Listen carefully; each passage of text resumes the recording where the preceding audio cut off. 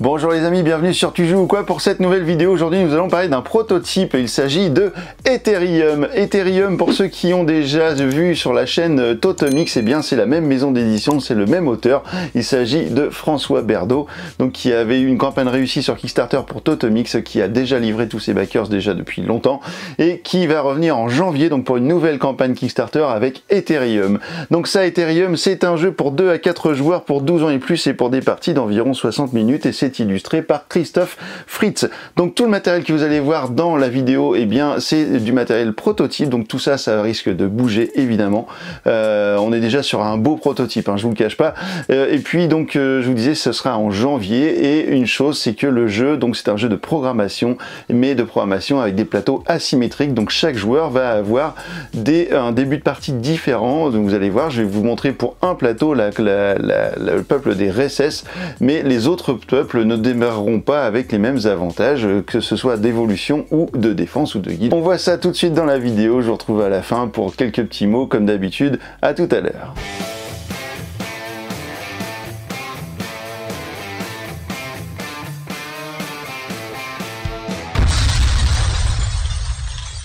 Voici le matériel d'Ethereum. Alors vous voyez déjà d'office que le matériel est vraiment spécial, c'est vraiment quelque chose un peu unique. Voilà, je n'avais pas encore vu ce genre de plateau.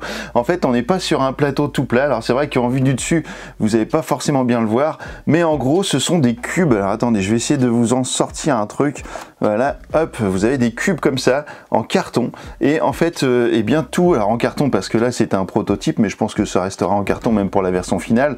Et donc, eh bien vous allez assembler comme ça les différentes parties, et du coup ça va vous faire des niveaux avec des niveaux voilà, inférieurs, supérieurs. Voilà, on a vraiment quelque chose dans 3D qui est vraiment cool au niveau du matériel.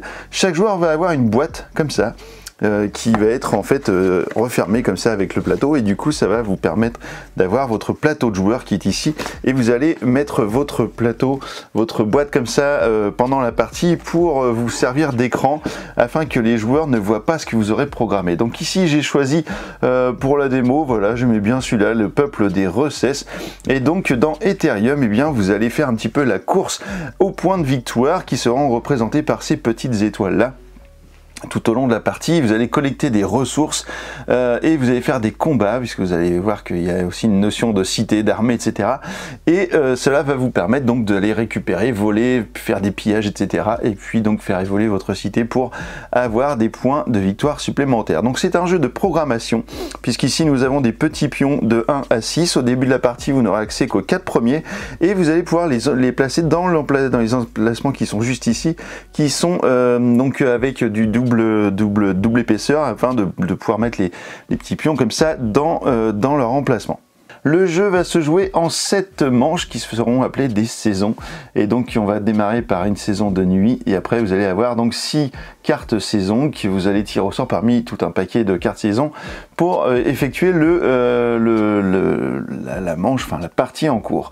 Vous allez avoir également des cartes flash qui sont là-bas, juste ici, qui sont ces petites cartes là, et en fait les cartes flash, eh bien vous allez pouvoir les utiliser soit pendant la saison, donc au moment où vous allez avoir la phase de carte flash, ou alors si jamais c'est un éclair, vous allez pouvoir l'utiliser n'importe quand pendant la partie. Alors si vous allez avoir également en matériel personnel 2 personnages qui sont ici. Hop, vous allez avoir un collecteur, celui avec les petites pelles, et un guerrier qui est avec les petites épées. Et vous avez des petits socles comme ça qui vont représenter leur niveau d'évolution, et chaque personnage pourra avoir au maximum un niveau égal à 4, voilà, un niveau 4, et du coup ça va vous permettre d'obtenir plus de choses. Par exemple, le collecteur, s'il creuse dans un environnement pour récupérer des ressources, et bien au niveau 1, il va gagner une ressource. Et bien s'il est au niveau 2, il gagnera 2 ressources, au niveau 3, 3 ressources. Vous avez compris comment maintenant ça fonctionne. Ici on a des petits niveaux, alors c'est pareil, hein, ici ce n'est qu'un prototype, je ne sais pas du tout si ce sera pareil pour la version finale, mais en tout cas c'est déjà hyper cool, déjà hyper propre. Et donc vous avez des petits socles, hop, que vous allez mettre dessus, et plus ça va aller, bah, plus ils vont monter comme ça, et puis ils vont prendre un petit peu de la hauteur, et ça va leur donner de la puissance. Nous avons également pour chaque joueur une cité, voilà, donc moi je vais démarrer dans cette cité, et cette cité elle aura deux caractéristiques. Elle aura une défense qui sera représentée par ces petits tokens en carton qui, là je les ai mis à plat, mais normalement ils vont dans les petites fentes qui sont juste ici, donc forcément du dessus vous n'allez pas les voir, donc je les ai mis hop comme ça pour bien les voir. Et ici nous avons notre guide. Alors la défense, ça va vous permettre de pouvoir lutter contre d'éventuels pillards adverses, et le guide, eh bien ça va vous permettre de rajouter des dés, des valeurs de dés lorsque vous allez faire des lancers, que ce soit pour du combat ou pour d'autres occasions que vous allez voir. Je viens de rajouter un pillard ici, un guerrier de niveau 3 et puis un collecteur de niveau 1 d'une couleur adverse pour pouvoir faire des petites positions comme ça de conflit peut-être sur le plateau. Dans le couvercle de votre boîte, eh bien vous allez avoir vos conditions de départ, c'est-à-dire qu'ici mon collecteur n'est indiqué au niveau 1, mon guerrier au niveau 2, c'est pour ça qu'il a un petit socle, ma défense de un niveau 1 et mon guide de niveau 2. Ici j'ai récupéré une carte flash et je récupère également une roches, voilà, les pions, les petits carrés jaunes ce seront des roches, et deux bois qui sont représentés par les petits cubes verts qui sont ici. Alors les ressources, comme je vous le disais, vous avez la roche, le bois, pardon, mais il y a également des cubes rouges, voilà, que je viens de sortir pour vous les montrer. Donc les petits cubes rouges, et eh bien ça ce sera du métal que vous allez récupérer dans les mines. Donc les roches, vous allez récupérer ça dans les montagnes, le bois dans les forêts et le métal dans les mines. Et il reste un dernier emplacement juste ici au centre, le bleu, qui sera l'éther, et dans lequel vous allez pouvoir récupérer des petits cubes bleus qui seront des cubes, eh bien, d'éther, qui sera la ressource, on va dire, la plus prisée dans ce jeu. À chaque fois que vous allez récupérer de l'éther au milieu du plateau, eh bien vous allez également récupérer un jeton comme celui-ci qui va vous permettre de gagner un point de victoire qui sera représenté ici par une petite étoile. Donc si je vais collecter de l'éther, eh bien je récupère un jeton comme ça en même temps, et ça va me permettre de cumuler des jetons et gagner des points de victoire en fin de partie. La première phase du jeu sera le fait de découvrir une nouvelle saison, et donc pour ce premier tour, eh bien nous allons découvrir la première carte qui est ici, qui sera toujours la même puisqu'il s'agira de la phase nuit, voilà, de la saison. Et donc pendant cette phase, eh bien vous n'allez pas pouvoir aller sur le terrain de l'éther, et vous n'allez pas pouvoir récupérer de cubes d'éther également, puisque vous ne pourrez même pas pénétrer sur la tuile. Donc ça c'est pour la première saison, et on voit tout de suite qu'il y a d'autres indications qui sont juste ici sur le haut du plateau. Donc ça, ce sont les indications qui correspondent aux différents peuples du jeu, et vous allez donc avoir un ordre de priorité ici qui sera l'ordre dans lequel les joueurs vont pouvoir effectuer leurs actions. Ça, on va y revenir pendant la phase de programmation, enfin au moment de la résolution des actions, et vous allez voir que du coup ce sera ce joueur-là qui va du coup jouer en premier son action, ensuite ce sera le joueur bleu, ensuite le joueur vert, le joueur rouge, etc. Et donc vous allez comme ça donc jouer chacun votre tour, et ce sera lors d'une saison suivante, et bien ce ne sera plus le même ordre, voilà, à chaque fois ça va bouger. Alors ça en fait c'est juste la deuxième phase, puisqu'en fait j'ai juste oublié un truc, c'est que la première phase en gros c'était d'aller chercher une carte flash. Donc là je vais chercher une carte flash et je la mets ici dans ma zone de jeu, voilà, ça c'est le premier truc à faire, et ensuite c'est la phase de saison, excusez-moi. Alors puisqu'on en est aux cartes flash, on va regarder un petit peu quand même qu'est-ce qu'il y a sur ces cartes. Alors je vous disais, vous avez soit le petit logo qui vous dit que vous allez pouvoir utiliser votre carte flash pendant la phase numéro 3, ou alors le petit éclair qui vous dit que vous allez pouvoir le faire n'importe quand. Pourquoi? Parce que là par exemple, cette carte là m'indique que je vais pouvoir relancer tous les D1 ou les D2, les résultats de 1 ou de 2 que j'aurais pu faire sur des mauvais lancers de dés, et bien j'utilise ma carte et je pourrais les relancer automatiquement grâce à cette carte. Donc ça c'est plutôt pas mal. Et ici, le petit masque ici nous indique que je vais faire un vol, et donc je vais faire un vol de 2 cubes de forêt chez un adversaire, mais sauf que là, il y a une petite indication qui me dit que je ne peux pas le faire sur le premier tour de la partie. La troisième phase du jeu sera de jouer des cartes. Et bien si vous avez effectivement des cartes que vous avez envie de jouer, surtout les cartes saison en fait principalement, et bien ce sera le moment ou jamais de le faire. Donc sauf que là je peux pas le faire parce que c'est évidemment interdit sur le premier tour, mais si on n'était pas au premier tour, là je pourrais très bien, si je veux, défausser ma carte et aller chercher des petits cubes verts chez un adversaire.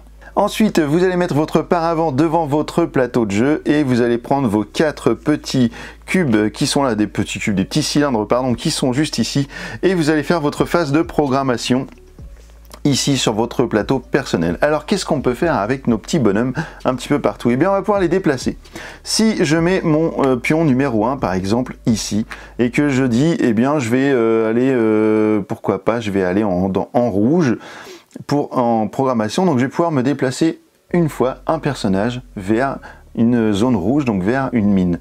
Je pourrais très bien mettre un deuxième pion ici pour déplacer un deuxième personnage, par exemple, pourquoi pas mon armée, etc. Donc ça, c'est au niveau du déplacement. Ensuite, alors c'est une case. Voilà, vous allez voir qu'il y a des petites astuces pour avancer de plus de cases, mais ça, on va le voir sur la résolution des actions.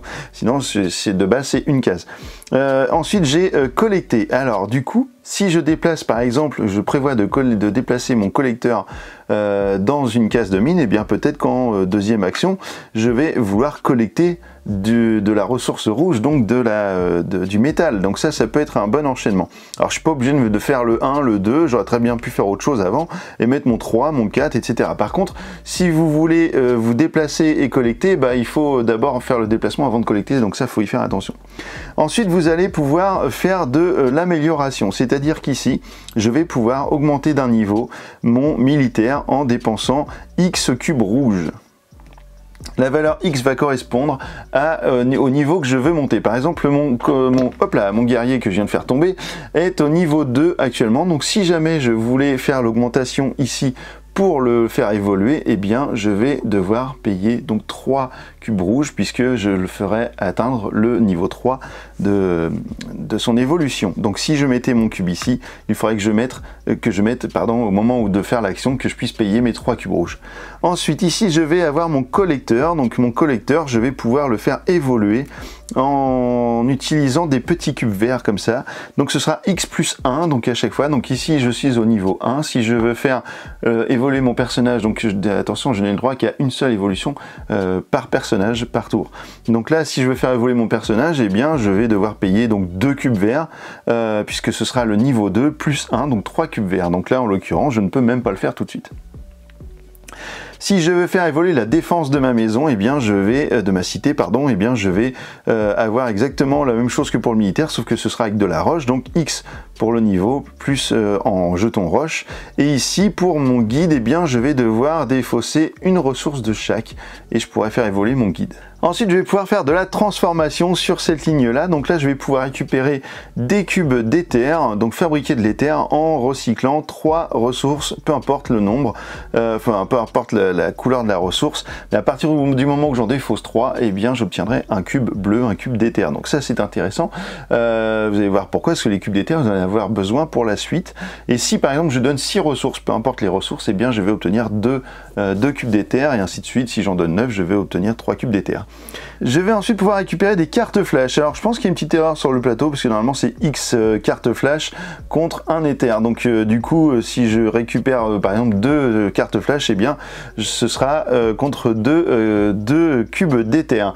À savoir que vous serez obligé à la fin de la manche de n'avoir que 6 cartes flash maximum dans votre zone de jeu.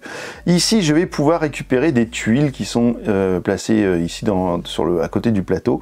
Donc ça, pour 3 cubes d'éther, je vais pouvoir aller chercher une tuile ici. Donc ça c'est vraiment intéressant parce que ces tuiles là vont me donner des pouvoirs et vont me donner également des points de victoire en fin de partie. Donc alors attention, vous avez parfois un coût supplémentaire sur le haut de la tuile ici. Donc là vous allez devoir payer 4 ressources pour obtenir eh bien cette tuile là, et puis ici vous allez devoir payer 10 ressources pour obtenir celle-là. Donc ça c'est en plus des pions des cubes éther, donc attention à ça. Et on terminera ici avec la transformation avec les boosters. Les boosters, ce sont ces petits cubes noirs qui sont juste ici.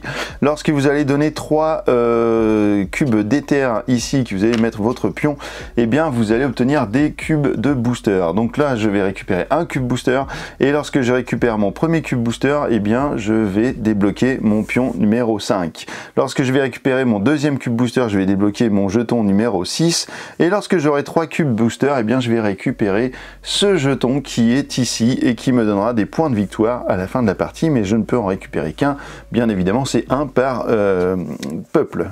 Alors attention, parce que les cubes noirs, vous allez peut-être vous les faire voler également lors de pillage, etc. Donc il va falloir être vigilant à ça. Et enfin, vous allez avoir la dernière ligne qui sera la ligne de connexion. Vous allez lancer un dé et suivant le résultat, eh bien vous aurez un bonus ou un malus, mais ce sera peut-être le moment d'utiliser votre carte par exemple pour relancer une phase 1 ou une phase 2 pour ne pas avoir de malus. Et ça, vous allez le savoir ici, grâce à cette aide de jeu. Donc les aides de jeu sont très grandes pour l'instant, qui d'ailleurs va vous rappeler toutes les actions que je viens de vous décrire.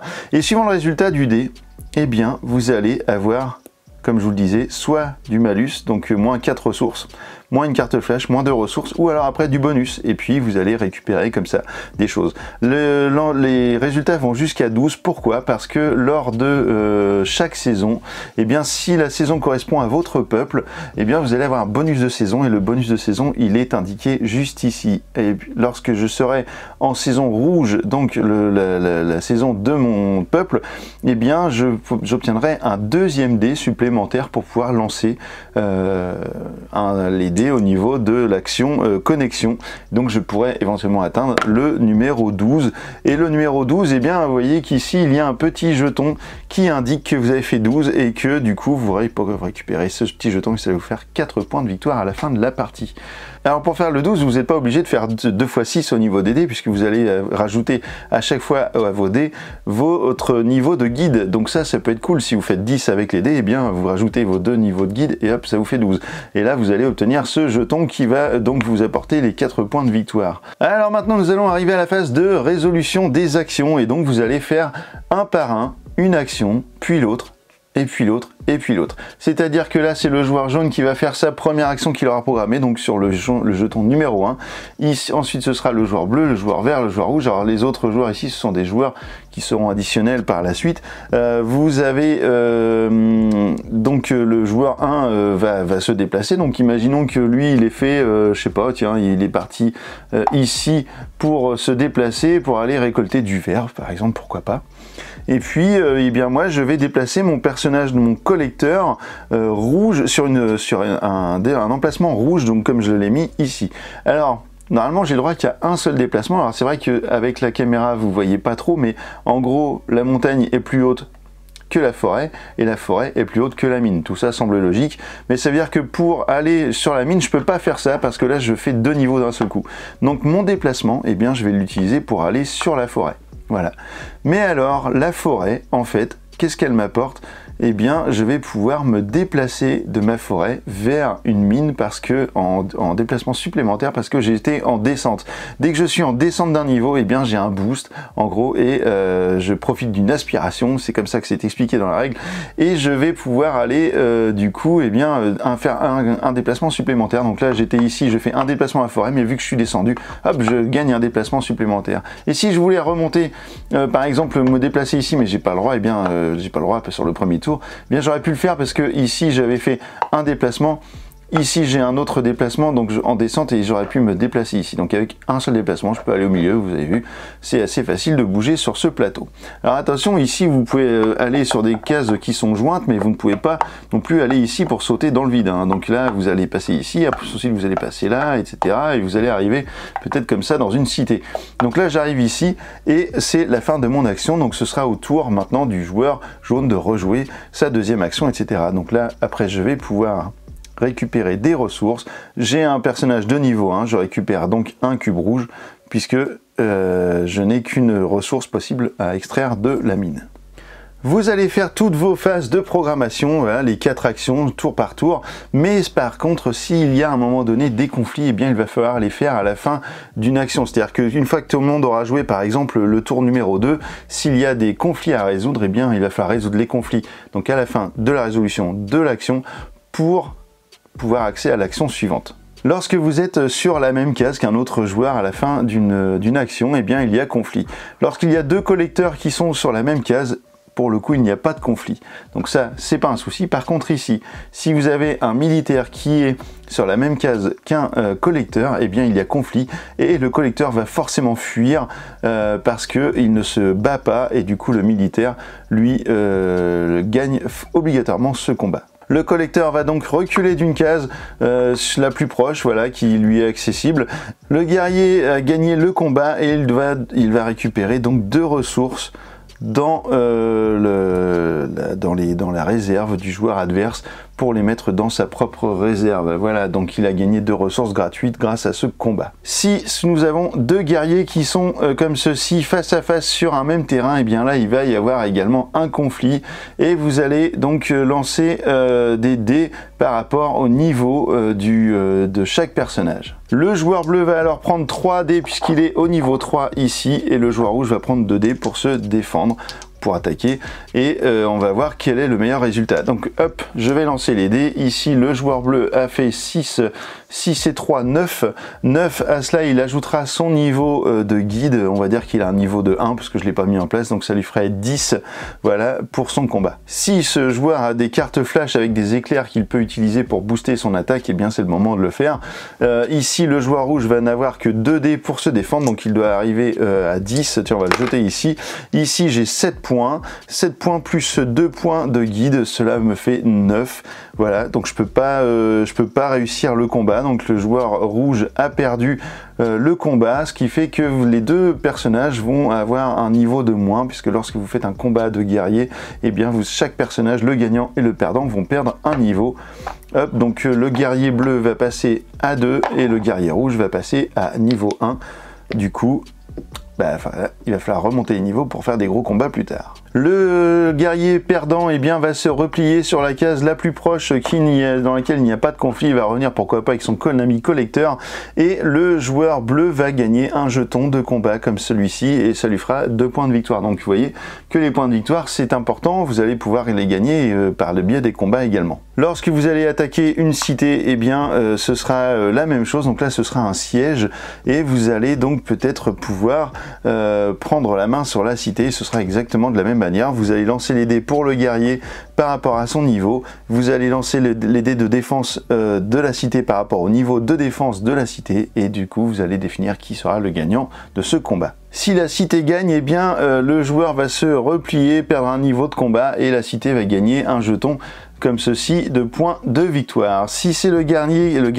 qui gagne la partie, de toute façon il se repliera sur la case la plus proche, donc la case de montagne, il perdra un niveau parce que c'est comme ça à chaque fois, et puis il aura le choix entre voler 4 ressources dans la cité ou bien abaisser le niveau de guide de la cité, donc abaisser aussi la possibilité aux joueurs de bénéficier de points supplémentaires lors de ces lancers de dés. Donc tout ça c'est stratégique, vous allez faire vos choix durant la partie. Voilà, vous savez tout maintenant sur Ethereum, voilà, ce très bon jeu qui en est encore qu'à l'état de prototype, donc vraiment tout ça, ce n'est, comme je vous le disais, ce n'est que du matériel prototype, donc qui risque de bouger, les illustrations risquent de bouger, le matériel en soi, évidemment, tout ça, ça va évoluer, et vous allez avoir la campagne Kickstarter qui va démarrer très bientôt, sur laquelle vous allez pouvoir pledger ce jeu. Donc le crapaud céleste, l'ami François, c'est également lui qui avait fait Totemix.